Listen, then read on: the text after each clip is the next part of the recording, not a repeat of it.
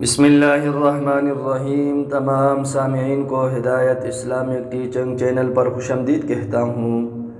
آج کے اس ویڈیو میں آپ کو بتاؤں گا کہ وہ کون سی دعا ہے جس کا ثواب اللہ جل جلالہ نے پوشیدہ رکھا ہے۔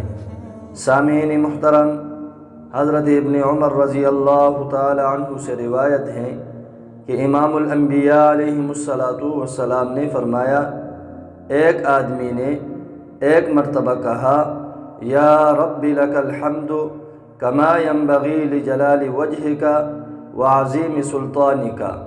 فرشتے گھبرا گئے کہ ہم اس کا کتنا اجر لکھیں۔ آخر اللہ جل جلالہ سے انہوں نے عرض کیا کہ تیرے ایک بندے نے ایک ایسا کلمہ کہا ہے کہ ہم نہیں جانتے کہ اسے کس طرح لکھیں۔ اللہ جل جلالہ نے باوجود جانے کے ان سے پوچھا کہ اس نے کیا کہا ہے۔ انہوں نے بیان کیا کہ اس نے یہ کلمہ کہا ہے۔